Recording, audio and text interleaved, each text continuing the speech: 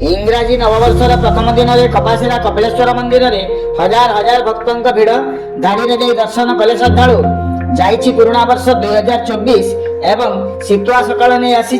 इंग्राजी नववर्ष 2025 जनसाधारण पुराणा वर्ष को विदाय दे नूतन वर्ष को स्वागत करुवा बेले किए भोजी करी पालन करुछि नूतन वर्ष तो आउ किए मंदिर दर्शन करी पालन करुछि नूतन वर्ष। एही क्रम आज सकाल 7टारू 11टा पर्यंत सुवर्णपुर जिल्लार अनन्य शैवपीठ कपासीरा स्थित बाबा कपिलेश्वर मंदिर में देखा मिली हजार हजार भक्त श्रद्धालु भिड़। एही परिप्रेक्षी में भक्त श्रद्धालु माने धूप दीप नैवेद्य नहीं देवदेव महादेव बाबा कपिलेश्वर को पूजार्चना पूर्वक दर्शन करी प्रभु कृपा लाभ करी नूतन वर्षर शुभारंभ करुवा बेले लंबा धाड़ी दीर्घ समय पर्यंत अपेक्षा करी बाबा कपिलेश्वर को दर्शन पूर्वक